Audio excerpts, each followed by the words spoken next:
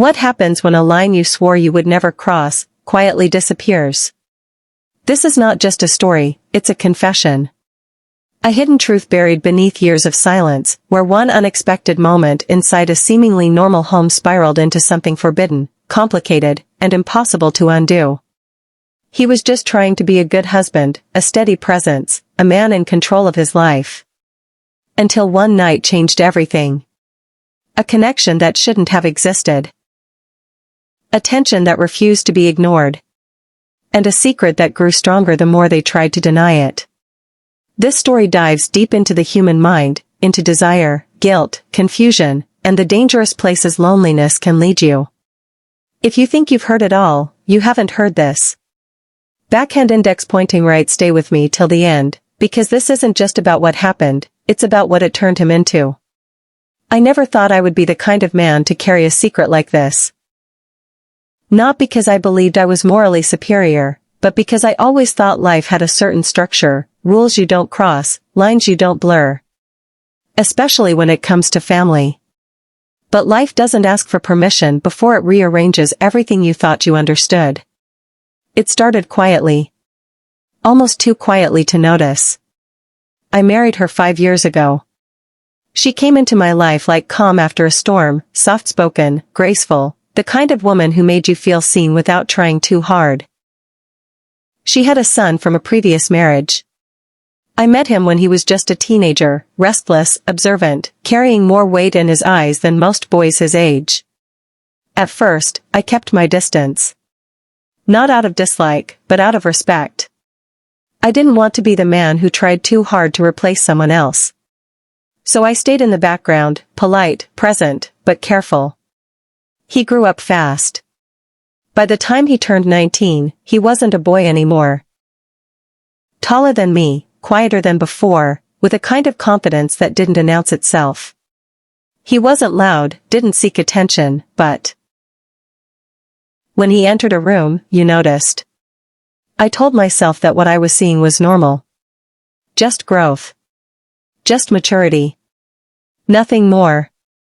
But something shifted the summer he came back from university. It was subtle at first. The way conversations lingered a little longer. The way silence between us wasn't awkward anymore, it was loaded. I noticed things I shouldn't have noticed. The way he looked at people, not with curiosity, but with understanding. The way he held eye contact just a second too long. The way he spoke, measured, calm, almost deliberate. And then there were the moments. Small ones. The kind you could dismiss if you tried hard enough. Like the night the power went out. We were sitting in the living room, the house swallowed in darkness except for the soft glow of candles. His mother had gone to bed early, complaining about a headache. It was just the two of us. We talked. At first about nothing, music, school, the city. But then the conversation shifted. Deeper. More personal. He asked me questions no one had ever asked me before. Not even his mother. "Are you happy?" he said. I laughed it off at first. But he didn't smile. "I mean it," he added. "With everything." I remember staring at the flickering candlelight, unsure of how to answer. Because the truth was, I didn't know. That was the first crack. After that night, things felt different. Not wrong. Just different. And difference has a way of growing into something else if you don't stop it early. I should have stopped it then. But I didn't. There's always a moment when something crosses from harmless into dangerous. The problem is, you rarely notice it when it happens. For us, it wasn't one big moment. It was a series of small ones. Too small to call out. Too frequent to ignore. It became routine, those late-night conversations. His mother would go to bed, and somehow, we would find ourselves in the same space. Talking. Laughing. Sharing things that felt too personal. He told me about his childhood, things his mother never mentioned. The loneliness. The confusion after his father left. The way he learned to read people early because he had to. I listened. Maybe more than I should have. And then, slowly, I started talking too. About my past. My regrets. The things I had buried. There's something dangerous about being understood. Especially when it comes from someone you never expected. One night, he said something that stayed with me. "You're not like other men her age." I raised an eyebrow. "Is that supposed to be a compliment?" "It's an observation," he said calmly. "And what does it mean?" He hesitated. Then he said, "You feel incomplete." That hit harder than I expected. I didn't respond. But he wasn't wrong. That was the night I realized he wasn't just seeing me, he was reading me. And something about that felt addictive. After that, the boundaries blurred faster. There were moments when our hands brushed accidentally. Moments when the silence between us stretched longer than it should. Moments when I felt something I couldn't name and didn't want to. I told myself it was nothing. Just connection. Just understanding. But deep down, I knew the truth. This wasn't normal. And it wasn't safe. The turning point came on a rainy evening. His mother had traveled out of town for a few days. The house felt unusually quiet, too quiet. We were in the kitchen, sharing a drink. Talking, like always. But this time, the air felt different. He stood closer than usual. Too close. I could feel the tension. Tension, thick, undeniable. "You ever feel like your life went in a direction you didn't choose?" he asked. "All the time," I admitted. He nodded slowly. "Me too." And then he looked at me in a way that made my chest tighten. Not like a son. Not like family. Something else. Something I should have walked away from. But I didn't. And that was the moment everything changed. There are moments in life that divide everything into before and after. That night was one of them. I remember every detail. The rain tapping against the windows. The dim light in the kitchen. The way the air felt heavy, like something was waiting to happen. We stood there, too close, neither of us stepping back. Neither of us saying what needed to be said. I should have left. I should have reminded myself who he was. But instead, I stayed. And silence did the rest. He moved first. Not abruptly. Not forcefully. Just enough to close the distance that shouldn't have existed in the first place. I froze. Not because I didn't understand what was happening. But because part of me had been expecting it. And that realization scared me more than anything. "This is wrong," I said. But my voice didn't carry conviction. He didn't argue. Didn't try to justify it. He just said, quietly, "Then why aren't you walking away?" I didn't have an answer. And that was the problem. Because in that moment, the line we had been dancing around for weeks, disappeared. What happened next wasn't planned. It wasn't logical.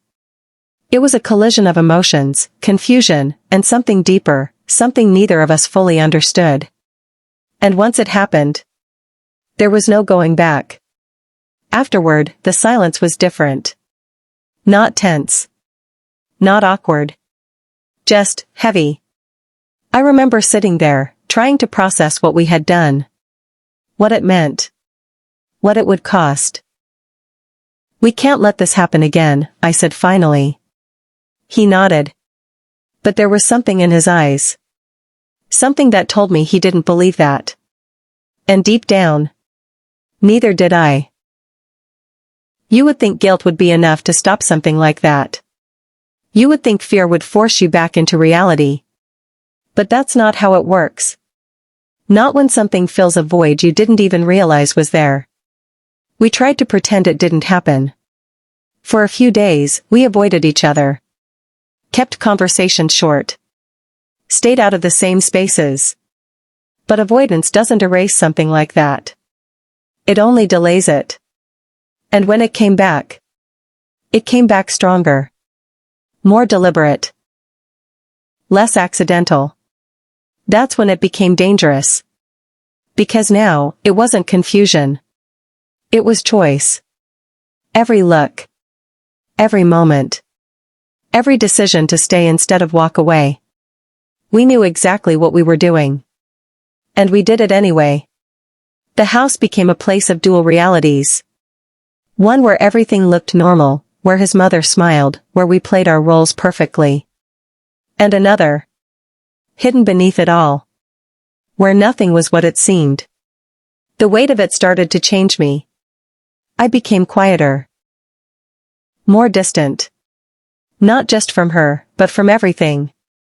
Because carrying something like that changes how you see yourself. I wasn't the man I thought I was anymore. And I didn't know how to fix it.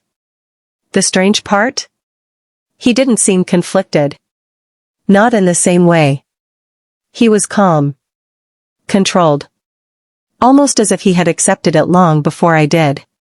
You think too much, he told me once. And you don't think enough, I replied. He smiled slightly. Maybe that's why this happened. That stayed with me. Because maybe he was right. Maybe this wasn't just a mistake. Maybe it was something deeper. Something broken in both of us. And that realization was more terrifying than the act itself. I still wake up some nights wondering how it all happened. How something so unthinkable became real. How a line I once believed was unbreakable simply disappeared. The truth is, there was no single reason. No single moment to blame. It was a series of choices. Small ones. Quiet ones.